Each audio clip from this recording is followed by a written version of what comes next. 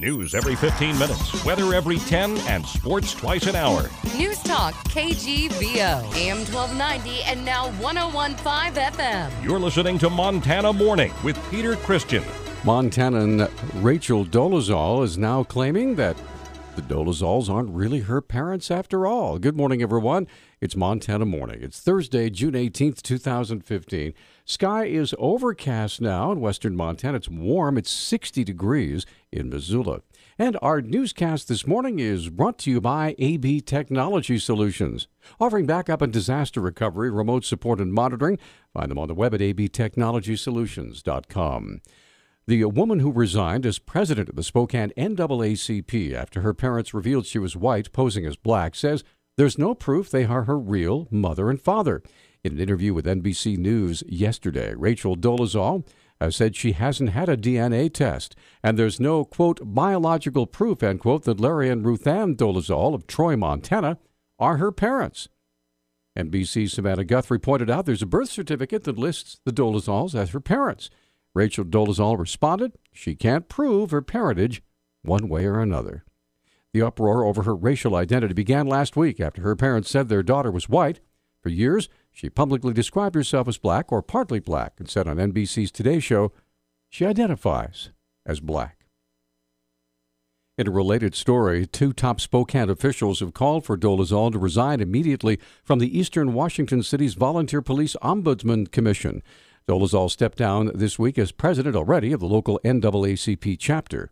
As Spokane Mayor David Condon and City Council President Ben Stuckart said Wednesday that Dolezal and two others should remove themselves from the five-member commission after an independent investigation found they had acted improperly and violated government rules. The city hired lawyers in May to investigate whistleblower and workplace harassment complaints. According to a story in the New York Times, a survey conducted by the Kauffman Foundation says Montana leads the nation in new business creation. Barbara Wagner, chief economist for the Montana Department of Labor and Industry, said this is the third year in a row that Montana's received that honor, but it was a negative national economy and low wages in the state that were the driving forces behind all those new businesses. Montana doesn't have very high wages, so I think a lot of people choose to start their own business because they're trying to make up for some wage income, or they feel like they can go off on their own and get a little higher income. Wagner says these new businesses are not just starting up in Montana's largest cities. While we think of, Missoula and Bozeman as these young, thriving, very dynamic economies that are creating the entrepreneurialism, it's actually happening across the state in nearly every county. Wagner pointed out the high number of craft breweries and distilleries that have started up in Montana, as well as high-tech businesses dealing with healthcare and other technology as exciting new trends in the state. Law officers are looking for a man in connection with a shooting outside a northwest Montana bar that left two people injured. The Daily Interlake newspaper reports 27-year-old Leaf Lee is sought on felony charges of criminal endangerment and assault with a weapon following an incident in Marion that occurred early Sunday morning. Officials say a witness intervened in an altercation between Lee and a woman when Lee pulled out a gun. The witness reportedly tried to grab the gun when it went off. The witness was struck in the hand and arm. One of the bullets also struck the woman. The woman of Big Fork was taken to Kalispell Regional Medical Center with serious injuries. Officials say Lee fled on a motorcycle, and he's still at large. Montana Fish, Wildlife, and Parks asking for the public's help in uncovering more information related to a recent case of vandalism at Schwartz Creek Fishing Access Site near Clinton. Here's Vivica Krauser. Fortunately, over Memorial Day weekend, we had an incident of vandalism, and there was graffiti that was put in lots of locations over the site. Pretty bad case, and we're trying to draw closure to it and get some tips from the public that will help us to further our investigation. Krauser says the graffiti was a variety of different messages.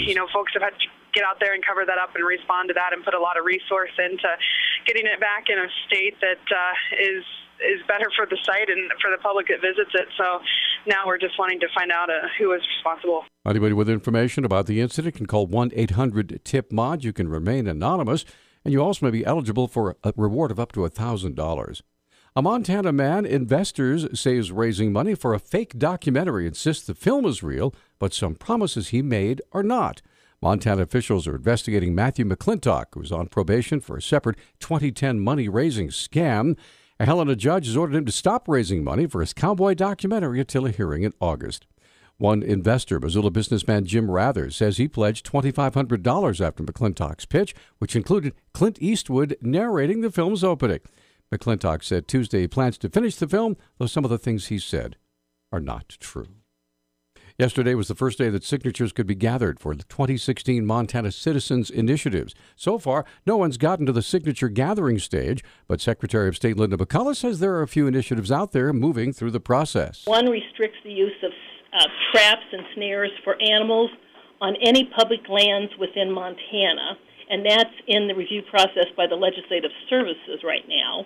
And then the second one we have is allowing any school employee with a valid permit to possess and carry a concealed handgun in a school, and that also is in Legislative Services review. A third citizens initiative was placed on McCullough's desk yesterday, which would make all drugs that are illegal on the federal level also illegal at the state level. If any of these initiatives get final approval, they'll need a lot of signatures to get on the ballot. For a ballot that just changes a law in the state of Montana, it requires over 24,000 signatures, and that's in 34 legislative districts. And if it's a constitutional amendment, that's if it changes the state constitution, it takes over 48,000 signatures, and that has to be divided in 40 legislative districts. Signature gatherers have until June 17th of next year to turn all those signatures in. This week, the Frenchtown Fire Department, along with Superior and 9 Mile Ranger districts, participated in some special training with 2 Bear Air helicopters out of Kalispell. Mel Holtz explains. So what we planned was a medical scenario. It was actually a trauma. Somebody fell down a steep embankment. The crews had to take care of the patient, provide patient care, assessment, and then they had to get them to an extrication point. Where we were at was quite a ways in the backcountry where we couldn't feasibly get them out, so we had to call in a hoist helicopter for our scenario. The hoist helicopter was able to retrieve a trauma victim from a very inaccessible area. Holtz says this capability could be needed in the Alberton Gorge. Part of the problem, with the Alberton Gorge is there's only certain takeout points where we can reach patients. So where we feel there's a real benefit to utilizing them is along the stretch of the river where maybe the patient isn't at a close access point where we can reach them. 2 Bear can come in and hoist them out and get them out safely. According to Holtz, 2 Bear Air is now just a phone call away for dispatch. Newstalk Times 612. Newstalk, KGVO. Missoula's official weather station. Partly cloudy skies today with our highs in the low 80s. There's a slight chance of a shower or thunderstorm this afternoon. Tonight, lows right around 50. Windy and cooler on Friday.